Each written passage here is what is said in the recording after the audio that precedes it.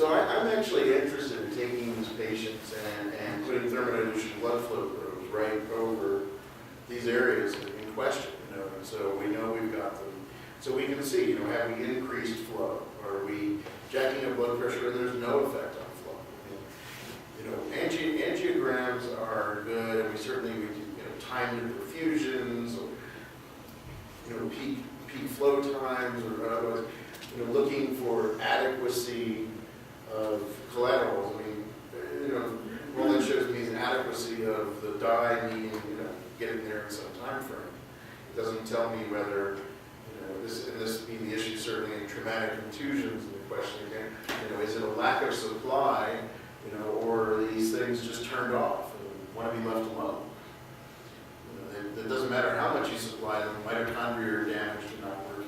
You can't use whatever substrate you were to deliver them anyway. It's anatomic versus physiologic monitoring. And that's why I think sticking lots of things in these patients, with permission, of course.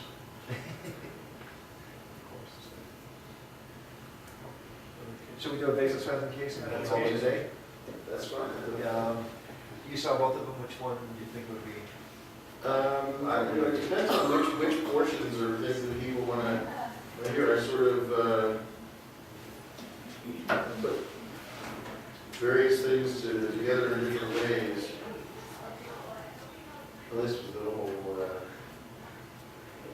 I'm interested in that anymore. Your first case is the one I think that brings up other questions that people have raised. What I got right.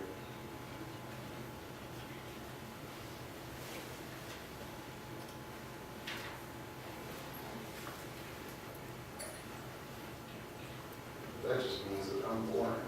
Bye. It's late again. I like one. Yes, ma'am.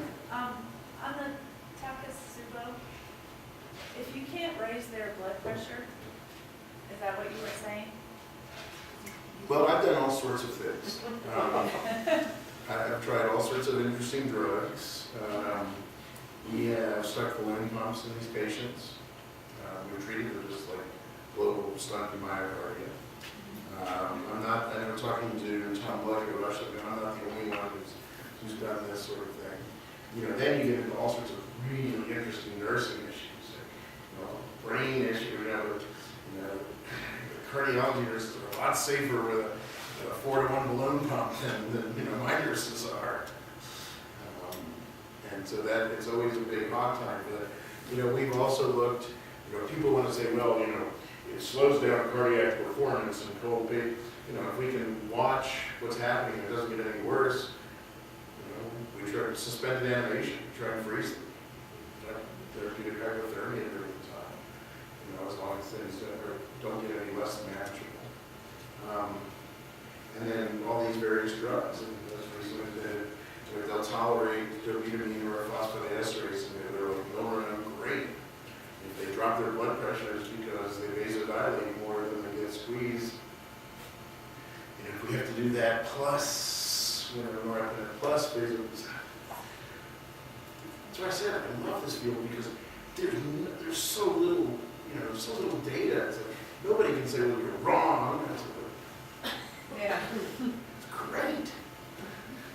Okay, so you can try and treat it. It's trying to be creative. It's trying to keep the patient alive long enough for the art to turn around and work. I have no earthly idea. People have looked at patients who have died from this, looked at our own patient, and you see these particular areas of muscle necrosis in the heart, in bands and myobundles, but they just have to repair themselves at some point, and you have to give them the time to do it. There's no surprise in discussions about angioplasty, that these will hold for about a week, maybe 10 days, because that's when the muscle fibers are going to grow back together and all line up again. And that's what we're waiting for. I think that's what we're waiting for. But I don't know. It's a really cool disease. Yeah. I love diseases where the patient has the decency to get better. Like most things in neurology, it's interesting for us. It's bad for the patient. Okay. Here's a vasospasm case. 46-year-old man came into the ER November 21st. He was altered and not having his airway in the emergency room. He had just suddenly become a thunderstorm and summer aspirations. The CT scan was sort of showing diffuse subarachnoid blood, although it wasn't as diffuse as we sometimes see. There's quite a bit of the red intraventricular blood, and he already has some symptoms. And the CTA, sort of appreciate here, but this expansion is an aneurysm in the left vertebral artery. You see it there. And this is on the angiogram. So it's a pretty good size. And here's the 3D rendering. The little man, what we have there. What is that, what is that movement there for? Shows you the orientation. We just get a cue. That's so last year.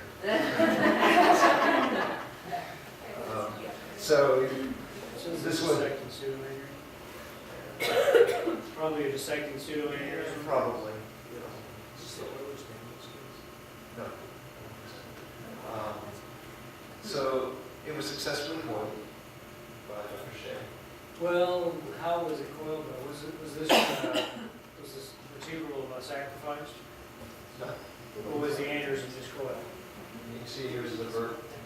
That's piping. Oh, piping. Yeah. Actually, no, he did take out the Sacrifice just. He spared piping, but he sacrificed the vert, but. It doesn't look like he has it working before this. Yeah, but that's probably the best way to treat this. Yeah. Go back to There's the, that. It's to already, the previous angio, or This this one. was the next one. Next one. This one. Yeah, look at the morphology of that. The chances of being able to save that segment of the bird are slim to none, right? Ted? It's pretty narrowed anyway. Yeah, so. Well, go back to the CTA, and this gets into the controversy of treating these. You see which vertebral is the dominant. That's the left. So if you take out the dominant vertebral, now you're left with the right vertebral, which is more prone to spasm, causing symptomatic spasm. So the question is, what's the best way to treat dissecting vertebral pseudoaneurysm? The old mantra was you should always sacrifice the vessel. But we have a lot of devices now. We have stents, we have vascular reconstruction devices, we have Onyx HD 500. In fact, there's recent publications of using pipeline to treat this. So pipeline is a flow diverter. You put it in to treat a dissecting pseudoaneurysm. And it may heal on its own. And may heal on its own. But the issue in this case is that once you sacrifice the vessel, now you're left with posterior circulation supplied by the non-dominant vertebral, and you're going to get vasospasm. unless you're really good. Unless you have really good PKs. Which I think this patient did not. I'm always rooting for him. So again, he came in on, I'm sorry, is it, it should be. So that's October 21st. Can you just back up one more thing? Just a technical, go to the 3D. One other thing I just want to point out, everyone see the stenosis beyond the aneurysm. Okay? So you have to deal with that. So, you know, looking at this, your first inclination is, I'm not going to deal with the stenosis. I'm just going to sacrifice the vessel. As long as there's flow to pica, I'm okay. So if you're really going to treat this, you know, this is problematic for pipeline because you got a stenosis. Pipeline doesn't work that well for stenosis. But you could use an intracranial self-expanding stent like wingspan. So you could put a wingspan stent across this. I know that may be a dirty word in Detroit, but he's shaking his head. Or is that just red wing stents? Well, you could put a wingspan stent and then coil the pseudoaneurysm. That's all I'm saying. So you could put pica first when you did? Because these are considered high porosity stents, the flow goes through the side of the pipe. And if you did that, would you need to anticoagulate the patient? Yes. You use a wingspan stent. And put the patient on antiplatelets. Yeah, so there's another issue. Who's behind that? Patient just bled, dissected pseudoaneurysm, and we've seen, But you sealed it off. you haven't really sealed it off, you've got a high porosity stent, the blood seeping all Like through. you coil it through the stent, right? You try to coil a pseudoaneurysm, these are really unstable lesions. How many vertebral dissections that present with subarachnoid hemorrhage, a totally different animal than the other dissections. So vertebral dissections presenting with subarachnoid hemorrhage, we've seen several of them just regally die. You know, Absolutely. before we can get them to angio, on the table during the angio, you name it, they, especially when they're young. The younger ones, especially if they're drug related.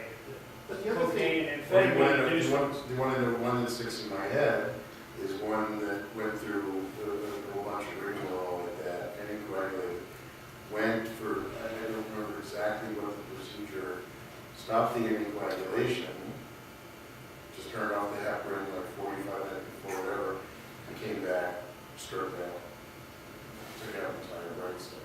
one other thing, So, yeah, there's danger down both roads. regarding, the stenting, you say, okay, so you're gonna have to have a short course of anticoagulation and a longer course of antiplatelets. If you sacrifice the vessel, parent vessel occlusion, there's a risk of distal embolic infarction because you have retrograde flow down the vertebral, you get stump emboli. And so I think that those patients still should get anticoagulation and at least aspirin as an antiplatelet agent, because otherwise you get infarctions. And we do give the last, we give the last. We don't necessarily have it to be anticoagulated. Well, my practice is I anticoagulate for about 20 hours. What about lung house? Everybody. Everybody. I see it as lung house. Just don't stop it. You're just gonna put it in Molinox wick. and- That's what you tell the alcoholics after they withdraw. I advise you not to drink, but if you do, don't stop. So October 23rd, it's coiled. Comes in the 21st, coiled on the 23rd. 25th, transcranial Doppler shows possibly suggested vasospasm. Got a velocity 207 in the NCA. The next day was noted in the NCA as well. So on that day, they took him to That right stroke doesn't really look non-dominant anymore. Rutherford actually is. You mean the only one in town? You're the only one. The right vert's become a dominatrix. To a point. Right up until the point where it's spasm to the screen. So, intraarterial carbamine was used in right vert in both intercarpal arteries. And severe vasospasm persisted, and he went back daily for IM carbamine on 27 to the November 5th, and nothing changed. It was right. Clotted system, that doesn't look so hot. Has an MRI done on the 25th. He's got, you can see the right cervical structure pretty easily. The left is quite as obvious, but it's there. He has a flare on this because it took out half his brain stem as well. And still has hydrocephalus, which is that's why he likes his kids. Warts and all. So at this point, Doesn't have a contractor. Is this the guy that transferred up from Parker? Well, he's got one in, it's just not. he's got a trick. It's just not. It's not quite draining what's another. The trick Just open actually. the stop cock. You know, I have a brain because people say something I'm not doing much with it. He's not. I don't know, but the ventriculus put across the septum over to the left front. Yeah, and it went through, but it Oh, didn't he's the one address. who kept flying? Didn't address that one. So on the 20, on the 5th of November, a meeting was held with the family, and in lieu of this poor prognosis, was involved. So So just a disclaimer, I did not treat this. yeah, it's not. Must be from a different hospital. So The four most important things in medicine are admit nothing, deny everything, trust no one, and then the most important piece is make counter accusations.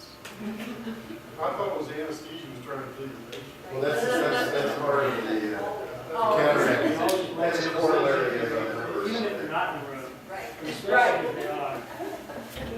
Oh, that's right. I need to look at the zoning. So the corollary at the Mayo Clinic in Latin above the doorway to the plumber building is seldom in doubt, never wrong. Oh. It's the 80s. Yeah, well, that was our motto in neurosurgery residency, just a little different. It was often wrong, but never in doubt. So there were, sort of, as I was going through this, a couple, what I thought were a couple of issues of interest here.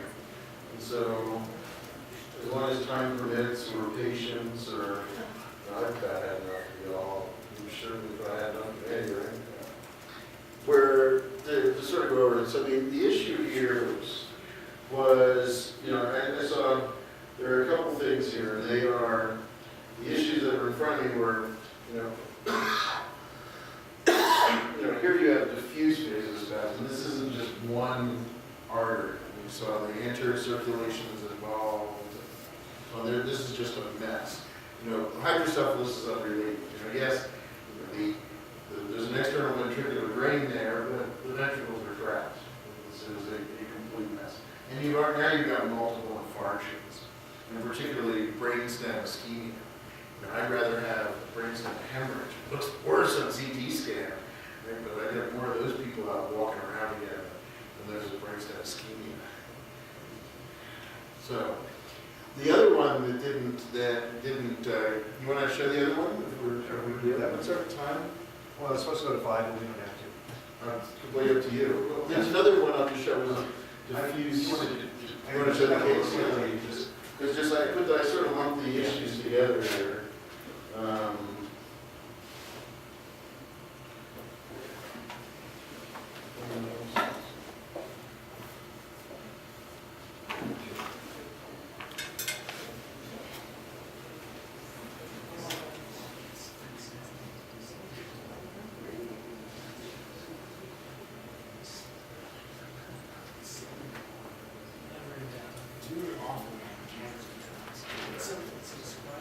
Okay, this is not a vasospasm case. So this is a 51-year-old woman who became acutely ill, actually collapsed at a funeral. Was described as looking ashen. It was a nephew or something like that. I don't know. Second degree. Collapsed, had a general responding lung seizure at the scene. She got to the emergency room up in North. She was at Sister Hospital. Described as post-sictal, had a CT scan which shows a lot of blood. Yeah. So that leads Starburst hemorrhage. yeah, that's, We like to refer to it as the dead chicken pattern. she's pretty good chicken right there, see the legs. That was not perfect, but Yeah, well, I think it's right cut, I'm if sorry. you take nothing else back with you from Colorado, you have to take that dead chicken back. So, the angiography was done the next day, and she was going to have 2 aneurysms. She had one here, and both of those were boiled. And she did well clinically. She's actually, she didn't have any focal deficits initially.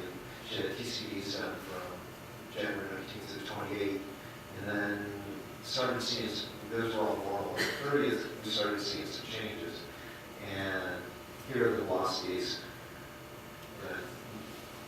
You look at them. So the right MCA velocity starts going up, gets pretty high. The other arteries don't look too bad, but that right MCA elevated velocities, and that's a little worse than if you move TC. And on February 2nd, she had a brief episode of blood fixation on this. The next day, she felt left of her extremity drift and horizon, and she has multiple small acute infarcts and basically a watershed distribution. And I put together a little timeline of her.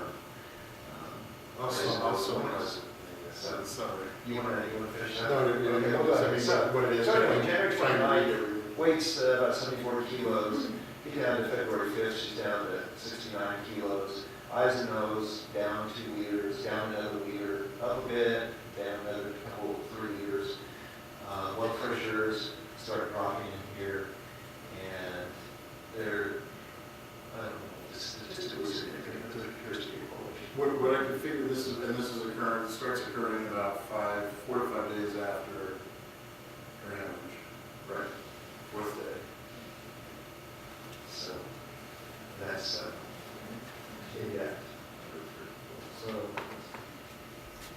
now, and let me guess, neither her interventionist, her neurosurgeon, neurologist, or intensivist, or anesthesiologist are present in the room today, right?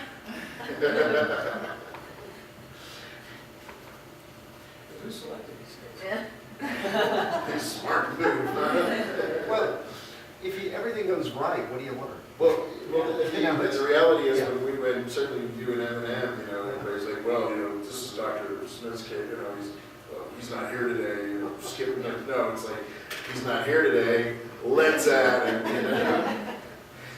So, diffuse spasm, as you were shown, she's down, she goes down about, you know, an average of about 1.2 liters a day during this time. When it sort of balances out. And she's clearly, from the look of the gray-white junction infarctions, this is another case of hypoperfusion. And in particular, despite catecholamines, they're treating some abnormal number again, probably. Now, when she shows up, I can just see I'm going to go through, when I leave Colorado, to re-enter the United States, I have to go through customs, and you bring anything back, it's dead chicken. So the dead chicken, you know, here this should be the you know, one of the highest risks of spasm that we're going to see. And better, it's bigger, you know. And then, but the thickness there in the basal cisterns are what's going to be one of the great predictors of what's going to happen for spasm. In particular, if you look for prognostic features, you know, what's important, you know, is, well, first of all, comes down to the issue. So who's going to do poorly? And the number one answer are those that rebleed. So, you know, it looks like that the ACON is the one that has a T on it, probably the one that bled, but you know, you're there in one sitting, they're easy to get to. Her interventionist who's not here today, you know, I think it's a smart thing. You know, they're easy to get to, secure them now. You don't have to worry about them. Because if you leave them alone, right, then your mortality was more than threefold increased. So because of the issue of rebleeding and what goes with it. We're trying to treat vasospasms, I'll come back to. You know, obviously patients who are in worse shape when they show up are in worse shape. But I didn't quite gather, you know, from what was there. Clinically, she was awakened. She's actually completely normal before. So she's actually what we consider to be a good grade patient. She doesn't have any focal abnormality, and her brainstem works. So those with lateralized dysfunction, you know, big clot inside, checking out a big chunk of brain tissue, tend to be hemiplegic. So those are the grade 4s. And those whose brainstems get smashed for some reason, you know, generally don't wake up and look, you know, bound over to death. You will know where this Hunt-Hess scale comes from that we use.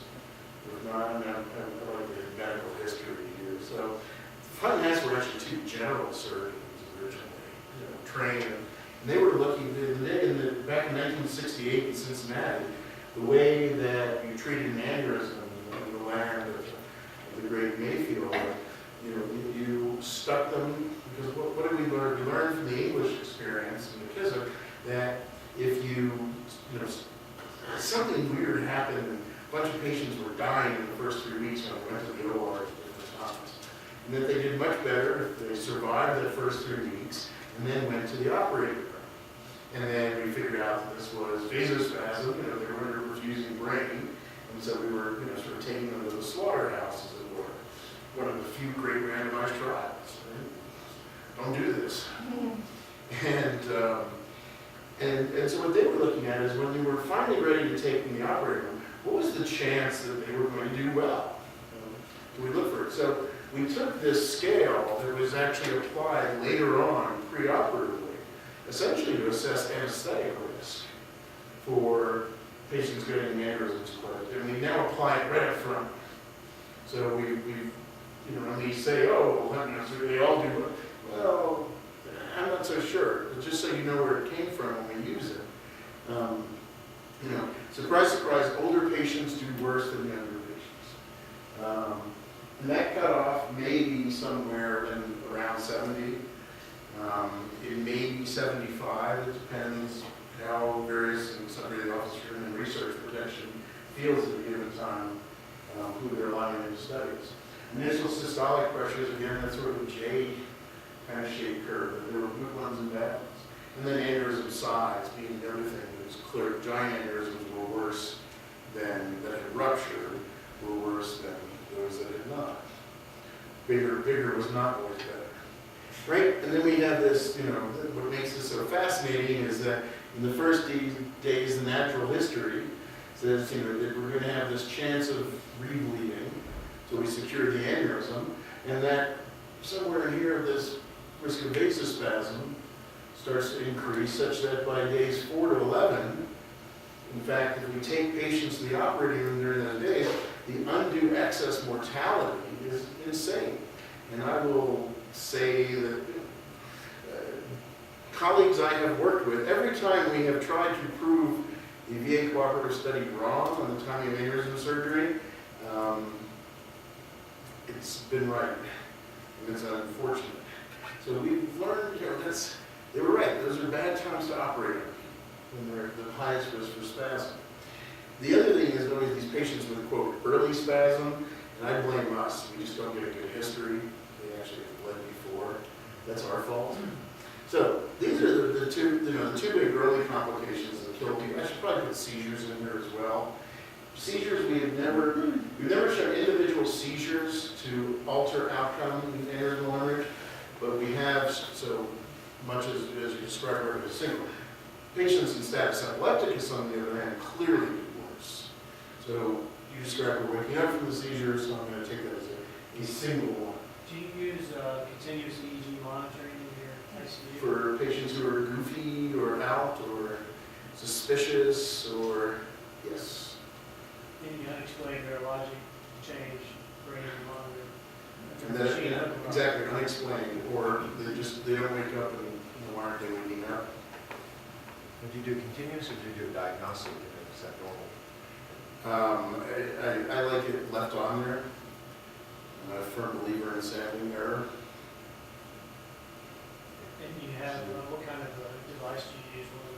Multi-channel? We use whatever our otologist get. We were doing a project. The EEG world has been engulfed in engulfments in the last few years, where every company has bought the other company, and so we were working with a company that now belongs to somebody else. So brand loyalty has been difficult. The brand doesn't exist anymore. But it's not like the really simplified, like 4 channels. No. These are not 16 compressed channels. spectral arrays or anything like that. We go full bore. Full EEG.